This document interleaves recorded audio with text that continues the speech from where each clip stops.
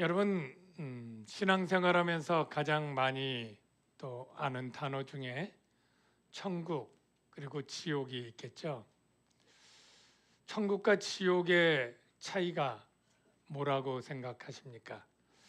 결정적인 차이가 뭘까요? 저는 하나님이라고 생각합니다. 하나님이 계신 곳이 천국이고 하나님이 없는 곳이 지옥입니다. 하나님은 하나님 한 분으로만 묘사되지 않고 모든 복을 가지시고 모든 선한 것을 다 가지신 분입니다. 하나님은 생명을 주시고 그리고 의와 평강과 희락을 주십니다. 하나님께 가까이함이 복의 이유가 되고요. 하나님과 관계하면서 살아가는 삶이 하나님 나라를 살아가는 삶입니다. 반대로 하나님과 분리되어 떨어진 삶이 생명이 끊어진 삶이요, 의와 희락이 끊어진 삶이요, 그 삶이 지옥 같은 삶입니다. 이 세상을 살면서도 하나님과 친밀하게 관계에 맺으며 살아가는 삶은 이미 영생을 시작했다고 성경은 말하고 하나님 나라가 시작이 된 것입니다. 예수님이 이 땅에 오셔서 하나님 나라가 가까웠다라고 얘기를 하고 그리고 이미 하나님 나라가 너에게 시작되었다라고 말하고 있습니다.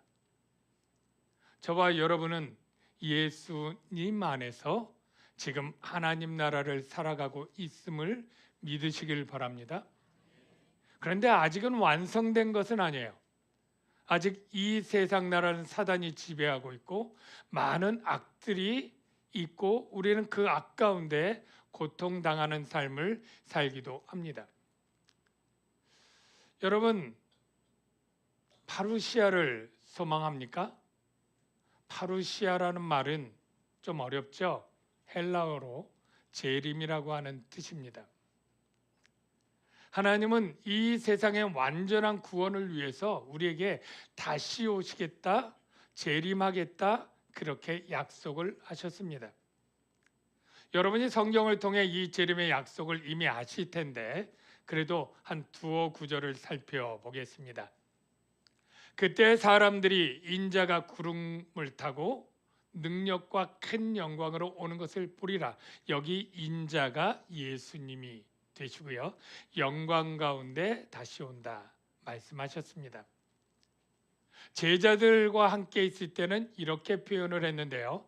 가서 하늘나라에 가서 내가 너희를 위하여 거처를 예비할 거고 예비한 후에 다시 와서 너희를 내게로 영접하여 나 있는 곳에 너희도 있게 하리라. 즉 하나님과 백성들이 함께 있는 구원의 완성 하나님 나라를 이루겠다 이렇게 약속을 하신 것입니다.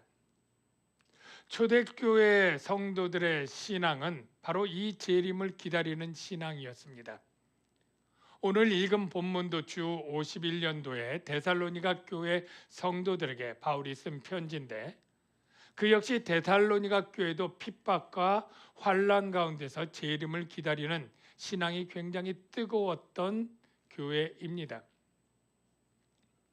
그래서 재림에 대한 오해를 가르쳐 주면서 재림의 때를 기다리는 성도들이 어떻게 살아가야 되는지를 오늘 가르쳐 주고 있는데 지금도 역시 우리는 재림을 앞두고 재림의 때를 기다리는 성도들이 맞으니까 바울의 이 가르침대로 어떻게 살아가야 되는지를 우리가 배우고 깨닫는 은혜가 있으면 좋겠습니다. 여러분이 창세기 1장 1절을 아는 것처럼 태초에 하나님이 말씀으로 천지를 창조하신 것을 아는 것처럼 요한계시록의 마지막 말씀도 많은 분들이 알고 있는데 그 말씀은 바로 마라나타 신앙을 보여줍니다.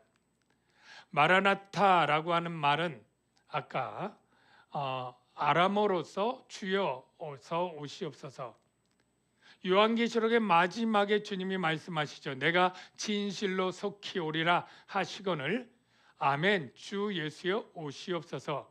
주님의 재림을 간절히 기다리는 이 마라나타라고 하는 고백을 했던 것이 성경의 마지막이 됩니다. 여러분은 구원이 완성되는 것을 소망하십니까? 네. 나는 구원받기 싫어 하시는 분은 단 한 분도 없을 줄로 압니다. 그러면 두 번째로 이런 질문을 제가 드려볼게요. 여러분은 재림을 소망하십니까? 물론 구원을 소망한다고 말했던 여러분 중에 많은 분들이 나는 재림을 소망합니다 라고 말할 것이지만 많이 그 대답이 약해집니다. 우리는 구원의 완성을 소망하지만 재림은 그다지 기다리지 않는 그러한 그리스도인들이 많습니다. 남 얘기가 아니고요. 저도 자문에 볼 때 내가 재림을 기다리는가? 라고 물었을 때 그렇게 뜨겁거나 간절하지 않은 모습에 굉장히 안타까웠는데요. 많은 그리스도인들이 재림을 그렇게 바라거나 기다리지 않습니다. 왜 그럴까요? 그 이유가 무엇일까요? 한 세 가지 정도를 찾아볼 수 있었습니다. 첫째는요, 재림에 관한 잘못된 이단들이 그동안 많이 나와서 사회를 힘들게 했습니다. 1992년에 한국의 다미 선교회가 이장님 씨가 많은 사람들에게 주님이 10월 28일에 온다고 홍보하고 회사를 그만두고 학교를 그만두게 하고 재산을 헌금하게 하고 그것이 불발로 끝나서 사회 무리를 일으켰던 비슷한 일들이 역사상 한국과 외국에 굉장히 많았습니다.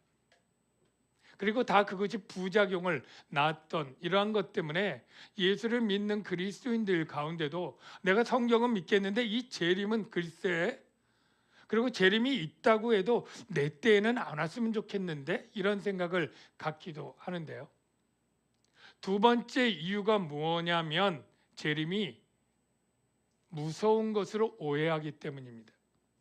좀 이따 제가 성경을 인용할 텐데 여러분들 가운데 요한계시록을 읽고 주님의 재림 사건을 본 다음에 와 너무 기다려진다 이렇게 느끼는 사람이 거의 없고요. 대부분은 너무 무서워. 7인의 저주, 7 나팔의 심판, 7 대접의 심판, 점점 더 거세지는 이러한 심판들을 보고 와 재림이 이렇게 무서운 거야? 라고 하면서 걱정하고 안 왔으면 좋겠다 이런 생각을 하기도 한다는 건데요. 그거는 철저히 무지와 오해에서 생긴 겁니다. 좀 이따 제가 재림이 왜 기다려야 되는 것인지 설명을 드릴 건데요. 그리고 세 번째 재림을 기다리지 않는 것은 그래도 지금 살만한데 이렇게 생각을 합니다. 한국교회 성도들은 더 그럴 거예요. 아직 우리가 참 경제적으로 부유해서 선진국에 들어가고 먹고 입고 살고 즐기고 하는 것에 어려움이 없는 사람들이 꽤 많아졌습니다. 그래서 앞으로 내가 할 계획도 있고 사업도 있고 결혼도 있고 자녀 출가도 있고 여러 가지 일들이 있는데 주님이 지금 재림하면 글쎄 좀 이따 오시면 좋을 텐데 하는 생각들을 하는 분들이 적지 않은데요. 여러분 질문하겠습니다. 정말 이 세상이 살만한 좋은 세상이 되었습니까? 우리가 조금 생각해 볼까요? 여러분 뉴스와 지면을 보십시오. 지금도 아직 세계에는 전쟁 가운데 고통하는 나라들이 있지 않습니까? 러시아 우크라이나 전쟁에 보면 지금 죽은 사람이 한 50만 명 정도 된다고 하고요. 사상자는 200만 명이라고 합니다. 누군가 불구가 되고 누구가 죽었던 그 가족들의 슬픔이 200만 명의 가정이라고 생각해 보십시오. 그 가족, 아빠가 죽거나 아들이 죽거나 형이 죽거나 동생이 죽었을 그 가족의 슬픔은 어마어마한 수 아닙니까? 중동 지역의 이스라엘과 하마스 전쟁에도 그때도 수만 명, 지금도 이란 전쟁에 수천 명들의 가족들이 그 죽은 사랑하는 가족들 때문에 울고 있는 세상입니다. 베네수엘라에 큰 강진이 일어나서 사망자가 지금 몇천 명 정도 보고가 되는데 실제 실종자가 6만 명이 넘는다고 하니까 그 가정의 아픔들이 얼마나 크겠습니까?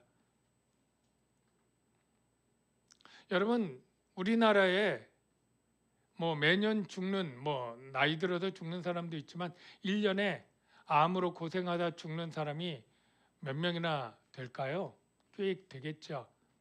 통계를 보니까 평균 8만 8천 명이 암으로 죽는다 그래요.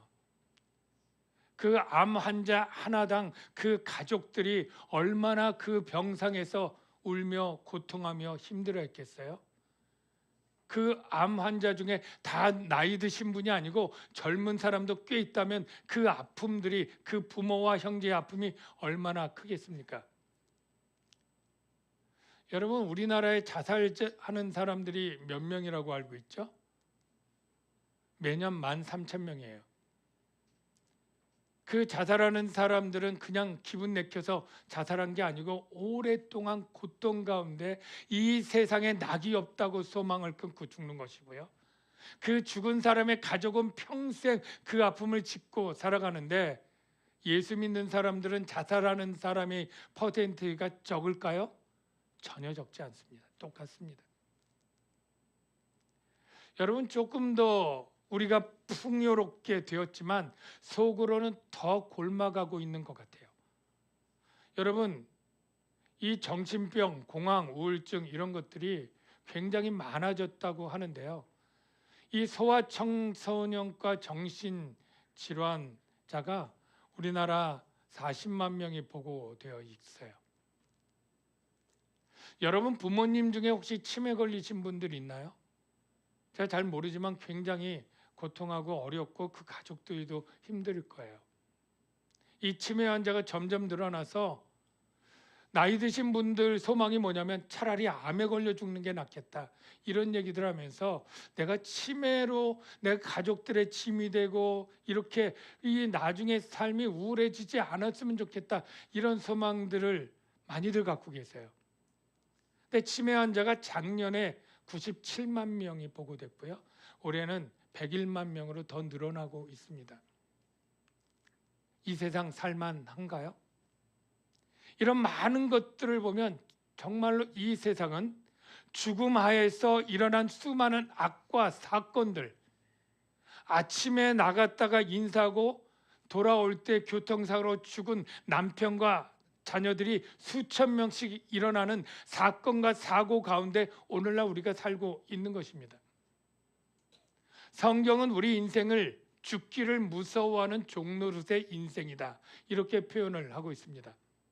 또 죽기를 무서워함으로 한평생 매여 종노릇하는 모든 자들을 주님이 구원하려 하신다 라고 할 때 우리 인생은 종인데요, 우리 인생뿐 아닙니다. 사람의 인간의 죄로 인해서 온 우주 만물이 그 죄의 타락 가운데 죽음을 맞게 되는데요, 모든 식물, 모든 생태계가 더러워지고 그리고 썩어지고 하게 되죠. 성경은 로마서를 통해 피조물도 탄식하며 고통하는 세상이라고 표현하고 있는데요, 이 말씀이죠. 그 바라는 것은 피조물도 썩어짐의 종로릇 앉아서 해방되어 하나님의 자녀들의 영광의 자유에 이르는 것이니라. 피조물이 다 이제까지 함께 탄식하고 함께 고통을 겪고 있는 세상이라는 거예요. 이런 세상을 끝내고 주님이 하나님 나라를 구현하러 이 땅에 오신다는 것은 얼마나 위로가 되고 소망이 되는 소식입니까? 그런데 우리가 재림이 너무 무서워, 이런 얘기를 해요. 왜 그러냐면 일단 재림은 우리가 예상해서 언제 온다고 성경이 가르쳐 주지 않고 돌발적으로 일어난다고 성경이 말합니다. 아무도 그때를 알지 못한다고. 믿는 성도들도 정확하게 시기는 알고 징조는 알지만 언제 나올지 몰라요. 무슨 말이냐면 옛날에 초창기에, 지금은 임신 몇 주 딱 넘으면 언제 출산하는 게 딱 나오지 않습니까? 그러나 2000년 전에 의학이 발달돼도 그 의학의 발달 상태를 볼 때 그걸 알 수가 없는 거예요. 그래서 주님이 재림하는 것을 두 가지로 비유하는데, 첫째는 밤에 도둑이 오는 것처럼 돌발적으로 아무도 알지 못한 때 온다, 그 얘기를 하고요. 그리고 오늘 3절에는 임신한 여자가 해산의 고통이 갑자기 오는 것처럼 돌발적으로 온다 이렇게 얘기를 합니다. 그들이 평안하다 안전하다 할 때 전혀 주님의 재림 먹고 이 세상이 좋아 이렇게 할 때 임신한 여자에게 해산의 고통이 이른과 같이 그 당시에는 갑자기 출산하게 되는 일이 많고 출산하면서 죽는 일이 많은데요. 그런 것처럼 주님의 멸망이 오게 된다 이렇게 얘기를 합니다. 여러분 멸망이라고 하니까 뜨끔하고 무서운 생각이 들지 않습니까? 그런데 여기서부터 여러분이 오해하지 말아야 될 점을 가르쳐 드리는데 이 멸망은 그들에게라고 되어 있어요. 즉 너희는 형제들아 믿는 자들은 형제들하고 멸망이 오는 자는 누구라고요? 그들에게. 그들은 바로 형제가 아닌 불신자들에게 오는 것입니다. 성경의 재림과 심판은 짝으로 이어져 있는데 굉장히 무섭습니다. 그래서 이렇게 심판이 예언되어 있어요. 여호와의 큰 날이 가깝도다. 여호와의 큰 날은 여호와가 재림해서 심판하는 날을 말하는 건데요. 그날은 분노의 날이요 환난과 고통의 날이요 황폐와 패망의 날이요 하나님께서 사람들에게 고난을 내려 맹인같이 행하게 만들고 여호와께 범죄한 자들에게 그들의 피가 쏟아져서 티끌같이 되고 그들의 살은 분토같이 되리라. 피와 살과 이런 것들이 굉장히 표현이 무섭지 않습니까? 구약 성경만 그러냐? 그러면 신약 성경에 주님의 재림을 예언한 것도 계시록에 있는데요. 역시 무서워요. 뭐라고 되어 있냐면 재림은 예수님께서 재림주로 오시게 되는데 백마를 타고 오시죠. 하늘에 있는 군대들이 희고 깨끗한 세마포 옷을 입고 백마를 타고 그들을 따르리라. 그의 입에서 예리한 검이 나오니 그것으로 만국을 치겠고 친히 그들을 철장으로 다스리며 친히 하나님 곧 전능하신 이의 맹렬한 진노의 포도주틀을 밟겠고 제가 중략했습니다만 비유로 나타나는데 그때 이 포도송이를 포도주틀에 놓고 밟을 때 그 포도즙이 붉은색으로 넘쳐 흐르는데 그게 바로 사람들의 피라고 비유를 하고요. 이 피의 양이 거기 비유로 보면 말의 굴레까지 닿았다. 말의 크기가 얼마인지 모르겠는데 한 1m 50 정도 그 입이 있는데 그게 수백 킬로가 퍼져 있다. 그 높이로. 완전히 피가 바다가 되고 피가 강처럼 흐르는 무서운 묘사로 하나님의 진노의 심판이 피바다를 이루겠다 이렇게 얘기를 하는 거예요.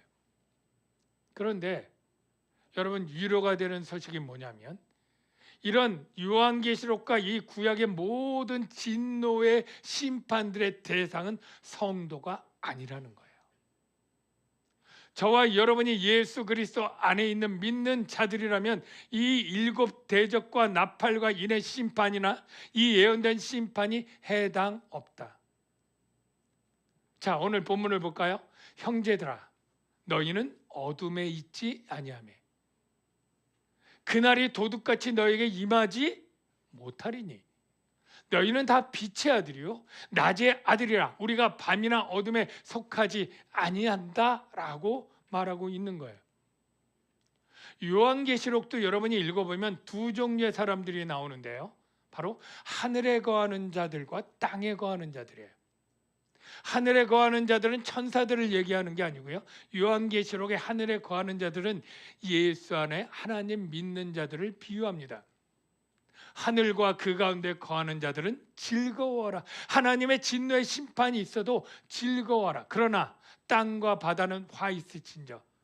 이거는 그냥 자연의 땅과 바다가 아니라 땅과 바다에 거하는 사람들, 불신자들에게 화가 있다라는 뜻이죠.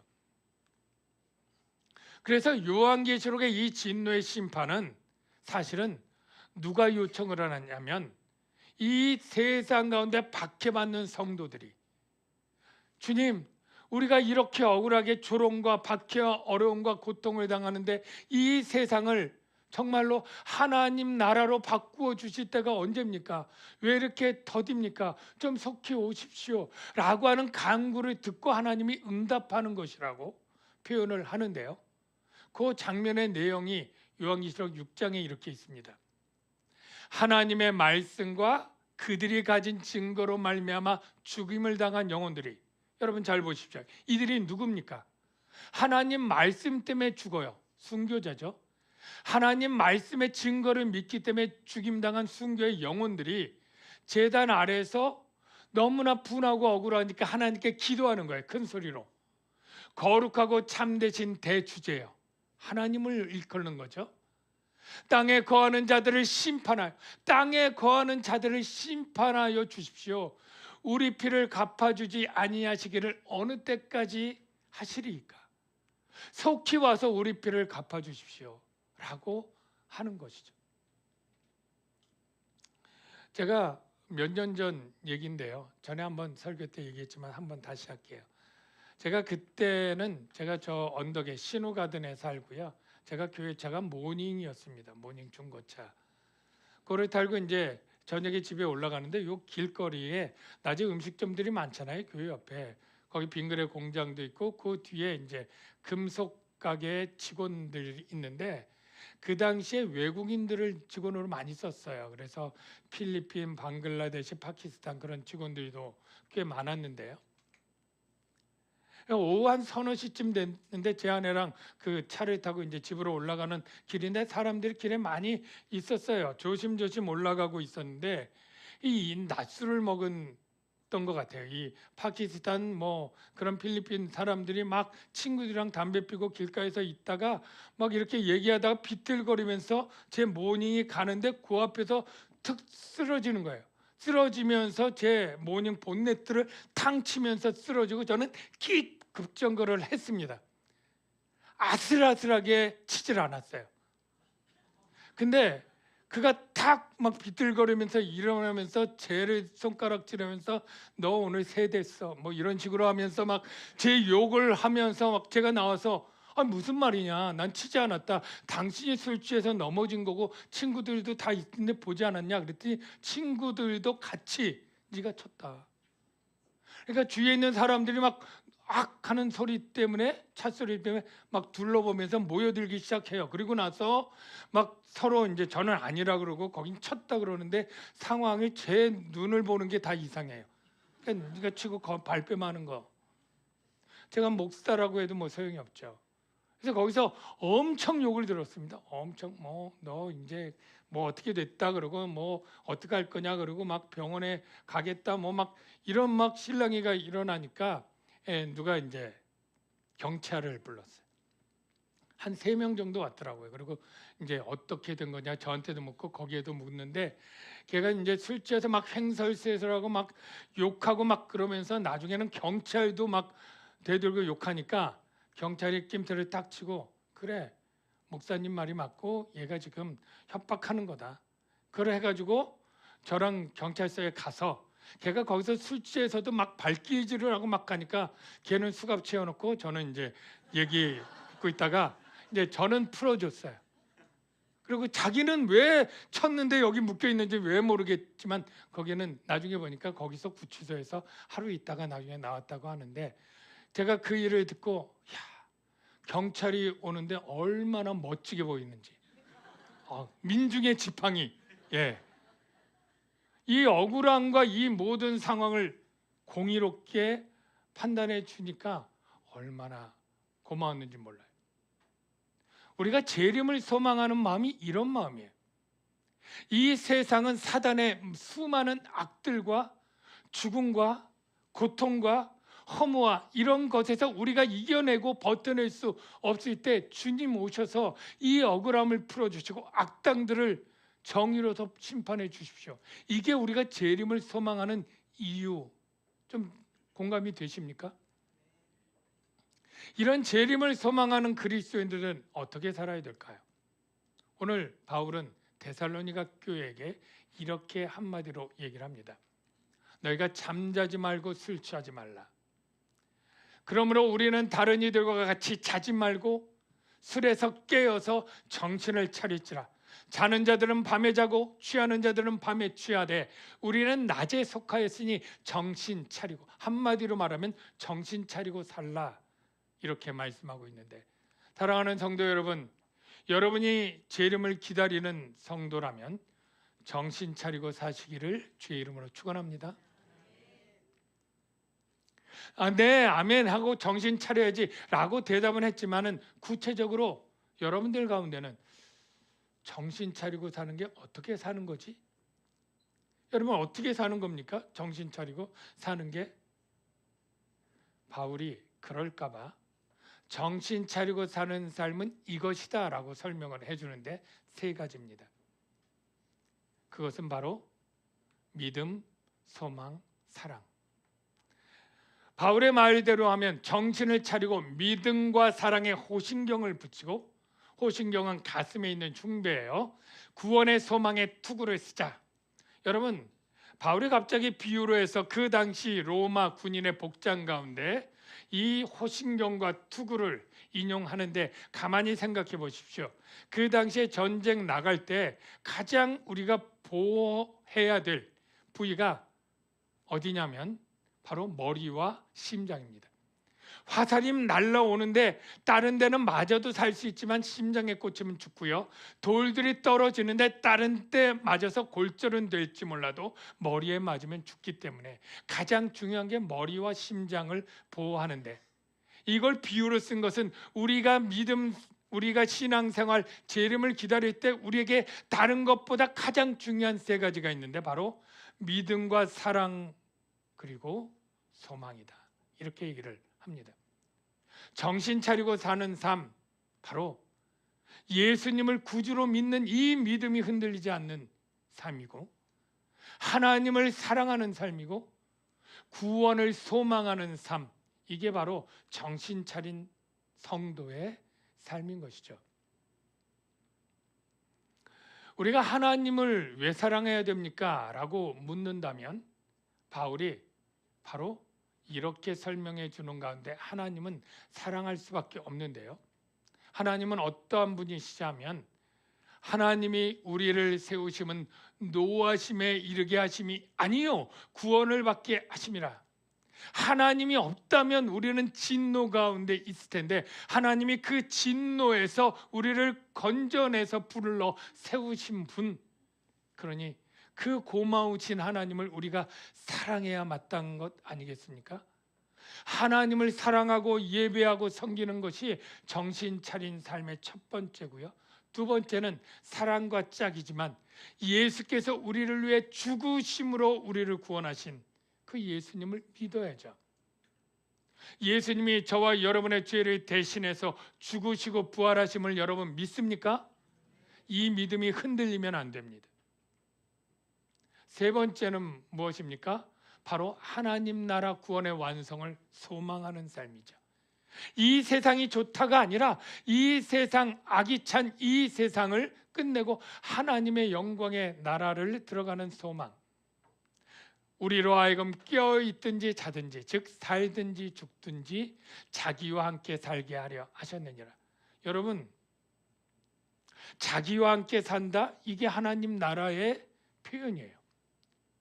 여러분, 제가 천국을 아까 처음에 뭐라고 얘기했죠? 하나님이 계신 곳이 천국이죠. 하나님과 함께 사는 삶이 하나님 나라의 삶이에요. 여러분, 하나님 나라의 삶은 당초 태초에는 에덴 동산이 하나님 나라였습니다. 왜냐하면 하나님은 동산의 건이시며 아담과 함께 살았다고 기록되어 있으니까요.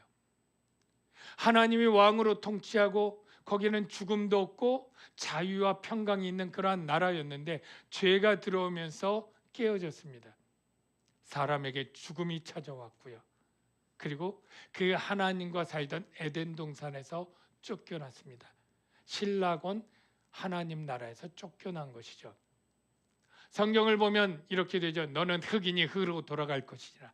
죽음을 얘기했고요. 하나님이 그 사람을 쫓아내고 에덴 동산을 불칼로 막아섰다라고 말합니다. 사람은 하나님께 떨어질 때 고아처럼 버려졌습니다. 그는 생명을 유지할 수도 없었고요. 하나님의 사랑과 지혜와 보호를 받지 못하는 그야말로 그 인생이 사망에 매여 종노릇하는 비참한 인생을 살게 되었습니다.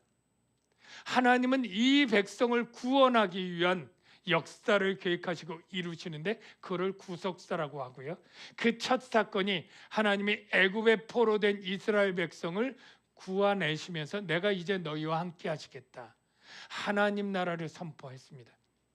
그러나 그것은 완전하고 온전하지 못했고요. 정말로 하나님 나라의 시작은 바로 예수 그리스도가 성육신으로 이 땅에 오면서부터 시작됐죠. 회개하라, 하나님 나라가 가까웠다. 그래서 그 성육신 사건이 하나님 나라가 이 땅에 임한 사건인데요. 완전히 임하지 않아서 우리가 주기도문 때 늘 나라의 임하옵시며 라고 기도하게 되는 게 하나님 나라가 완성되기를 계속 기도하는데요. 그 시작이 예수님의 성육신인데 그래서 그거를 임마누엘 이렇게 얘기를 하죠. 말씀이 육신이 되어 우리 가운데 거하신 사건이 일어났고요. 그의 이름을 임마누엘 별명을 지어줬는데 이 임마누엘을 번역하면 하나님이 우리와 함께 계시다라는 뜻이 됩니다. 예수님은 죽음을 앞두고 제자들에게 이렇게 유언을 남기십니다. 내가 다시 와서 너희를 내게로 영접하여 나 있는 곳에 너희도 있게 하리라. 이게 구원 사건이에요. 내가 너희를 고와 같이 버려두지 않고 너희에게로 와서 함께 거하겠다. 이게 하나님 나라를 의미하는 또 다른 표현이에요.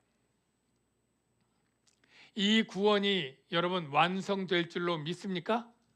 아직은 사단과 세상이 공존하고 하나님 나라가 미완이지만 언젠가 주님이 재림하여 사단과 모든 악들과 사망을 멸하시고 완전한 공의롭고 평안한 하나님 나라가 완성될 것을 여러분 믿고 소망하십니까?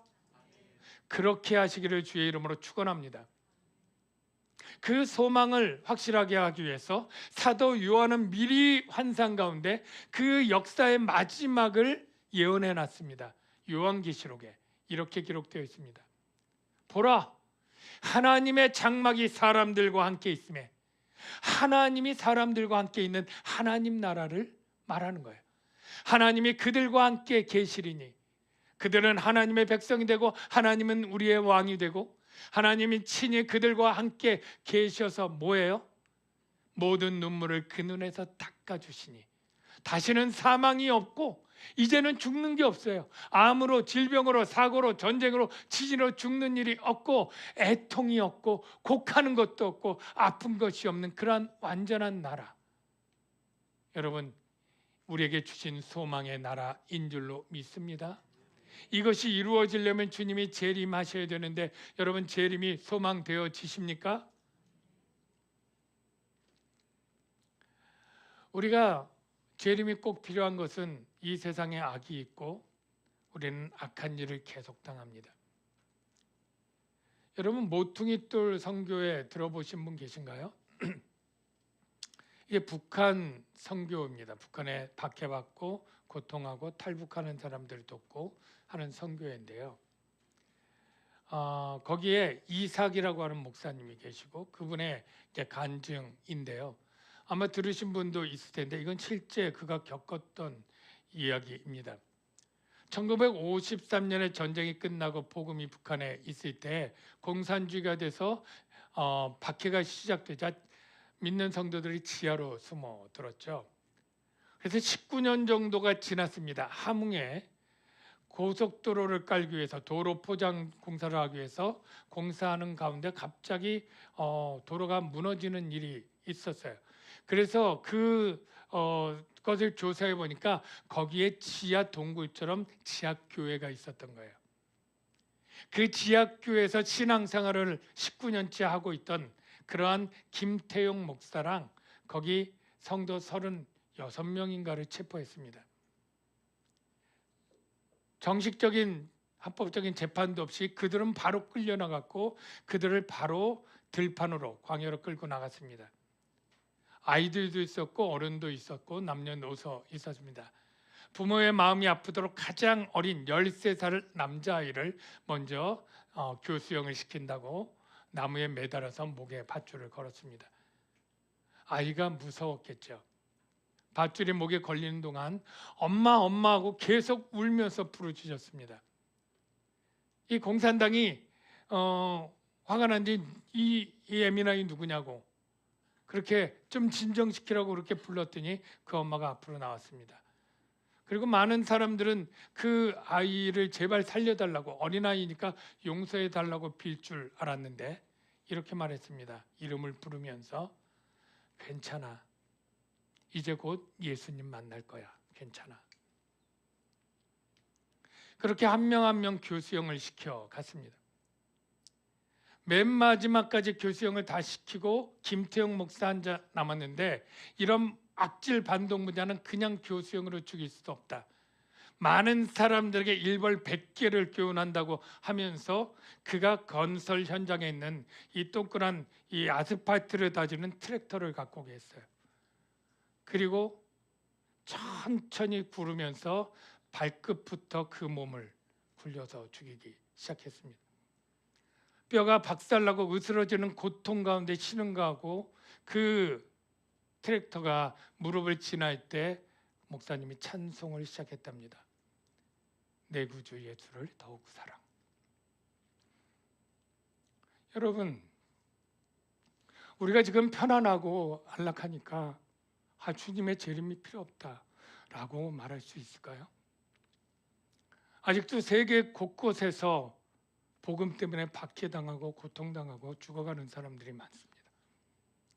그리고 많은 이 세상의 죽음에 관련된 사건 사고로 아침에 출근했다 교통사고로 죽는 그러한 형제들, 암으로 치매로 고통하는 가족들의 이 많은 삶 가운데 나는 다행히 괜찮다고 해서 이 나라의 삶이 오래되는 것이 더 좋은 것일까요? 바로 주님이 이 모든 것을 해결하고 심판하고 가장 안락하고 눈물 없는 그 나라를 이루겠다고 하는 약속이 있다면 우리가 그 약속을 마라나타, 주여 어서 오시옵소서, 이 주님의 재림을 소망하는 그 소망 가운데 우리도 살아야 되지 않을까요? 구원의 소망은 가져도 되고 없어도 되는 것이 아니고요, 바로 사수해야 되는 소망인 것입니다. 주님은 선하시고 신실하셔서 그 하신 말씀을 결코 어기지 않습니다. 다시 오시겠다고, 내가 너희를 고아처럼 버려두지 않고 이 타락하고 악한 세상에서 구원하시겠다고, 전쟁과 죽음과 슬픔과 눈물이 없는 나라에서 구원하시겠다고 난 약속을 신실하게 지키실 것입니다. 우리의 삶을 이제까지 지켜주셨듯이 앞으로 우리의 삶도 죽음까지라도 지켜주실 그 주님, 우리가 신뢰하며 믿음으로 살아야 되지 않겠습니까? 우리 같이 찬양하는데요, 주님이 선하시고요, 주님은 신실하십니다. 우리의 모든 삶이 주님의 손 안에 있고요, 주님 재림 전에 우리가 죽는다 할지라도 주님 손 안에 있을 것이고, 그리고 죽음 이후도 주님 손 안에 있을 것입니다. 주님의 선하심을 우리 찬양하고 기도하면 좋겠습니다.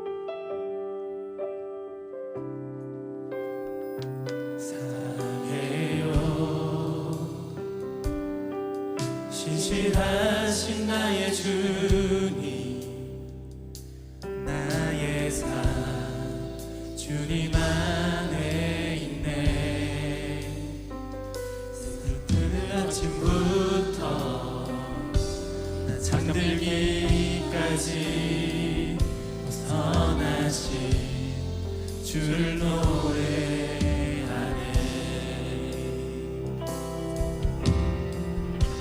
신실하신 나의 주님,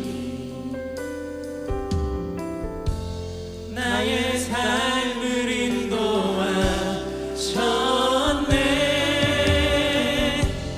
나의 모든 호흡 다해 선하신 주를 노래하네. 신실하신 나의 주님,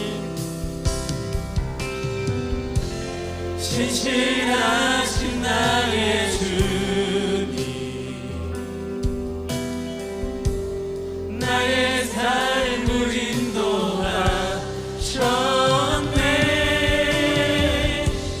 나의 모든 호흡 다해 선하신 주를 노래하네.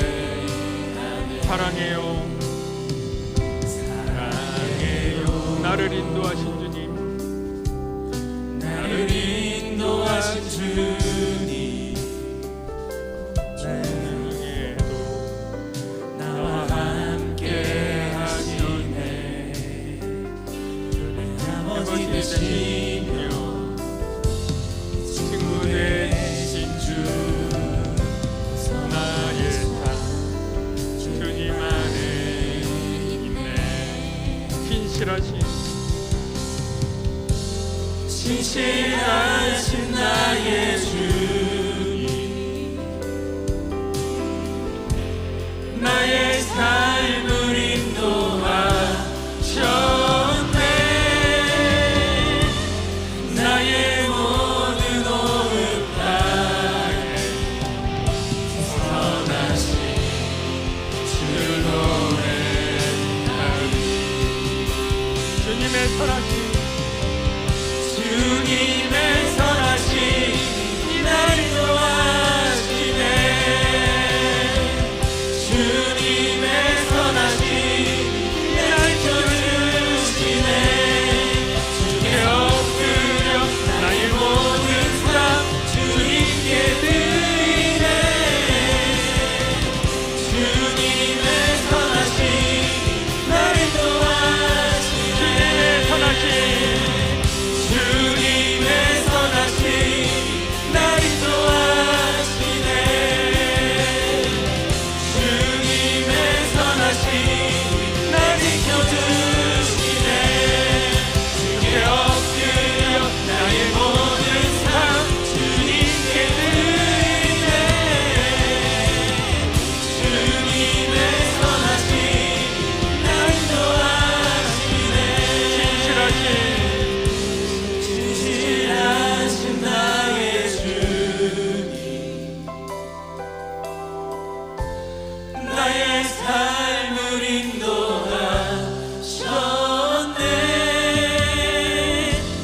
나의 모든 오은 땅에 선하신 주를 노래. 신실하신 나의 주님, 신실하신 나의 주님, 나의 삶을 인도하셨네.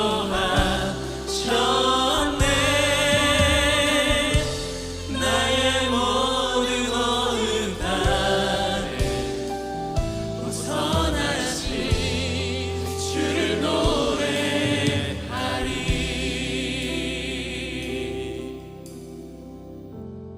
우리 주님은 선하시고 우리에게 선을 베푸는데 신실하십니다. 여러분의 삶을 지금까지 신실하게 인도하셨고 여러분의 죽음까지도 신실하게 인도하실 것이고 여러분의 죽음 이후 주님이 재림할 때까지도 인도하실 거예요. 그 선하시고 신실하신 주님께 우리 감사기도 합시다. 하나님, 나의 삶을 지키시고 인도하신 하나님, 구원으로 이끌어 주신 하나님, 그 은혜 감사합니다. 내가 하나님의 구원을 소망하며 주님만을 의지하며 주님의 삶에, 주님 손에 내 삶을 드리겠습니다. 우리 그런 기도를 우리 하나님께 한 3, 4분 통성으로 다 같이 기도하도록 하겠습니다. 기도합니다. 주님, 아버지 하나님, 이 시간에 아버지 하나님, 신실하신 나의 주님, 나의 삶 주님 안에 있네. 눈을 뜨는 아침부터 나 잠들기까지 선하신 주를 노래하리.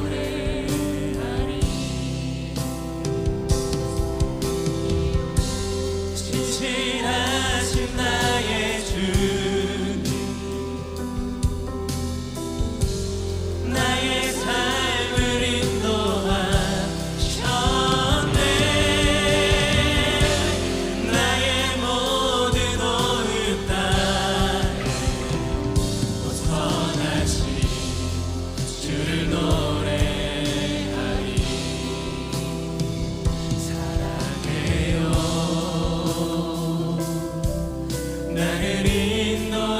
주님 고난 중에도 나와 함께 하셨네. 내 아버지 되시며 내 친구 되신 주 나의 삶 주님 안에 있네. 신실하신 나의 주님 나의 삶을 인도하셨네. 나의 모든 어느 땅에 선하신 주를 노래하리. 신실하신 나의 주님 나의 삶을 인도하셨네. 나의 모든 어느 땅에 선하신 주를 노래하리.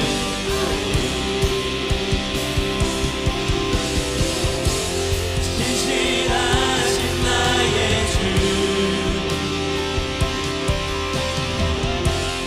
나의 삶을 인도하셨네. 나의 모든 어느 땅에 선하신 주를 노래하리. 신실하신 나의 주님 나의 삶을 인도하셨네. 나의 모든 어느 땅에 선하신 주를 노래하리. 선하신 주님, 그 선을 베푸시기에 신실하신 주님을 신뢰합니다. 우리의 삶이 다 주의 손 안에 있습니다. 주님 손 안에 내 삶을 맡겨드리고 살아갈 수 있도록 우리의 삶을 인도해 주시옵소서. 예수님의 이름으로 기도합니다.